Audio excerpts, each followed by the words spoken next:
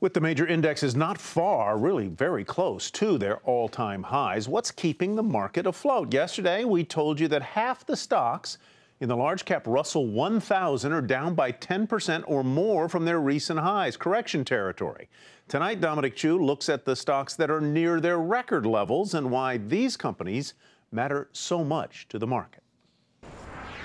Despite all the negative headlines both here and abroad, the U.S. stock market continues to be one of the most attractive places to invest.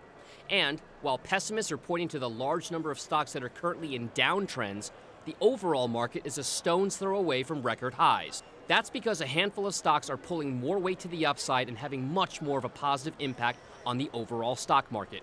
Within the broader large-cap Russell 1000 index, there are around 300 stocks that are at or within 5% of their highest levels over the past 12 months. 20 of those stocks have market values of at least $100 billion.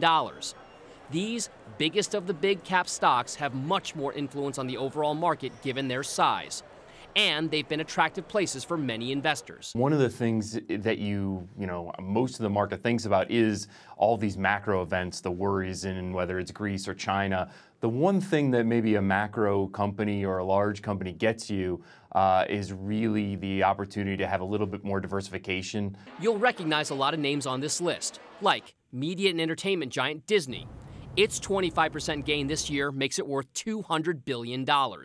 Or drug maker Pfizer, which is up 12% this year and is now worth $214 billion.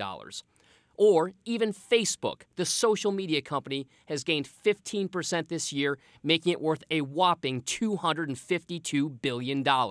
But not all mega-cap stocks have participated, and experts say you have to be choosy about where to invest. The best opportunities right now are in large-cap stocks that are defensively oriented, that are generating their business domestically.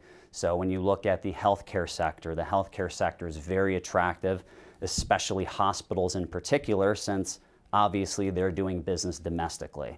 These very large and very valuable companies have done a lot to help the broader markets hold on to gains, but they aren't immune to downside risk. Changes in investor sentiment because of things like Greece, China, or the health of corporate earnings could all have an effect. For Nightly Business Report, I'm Dominic Chu.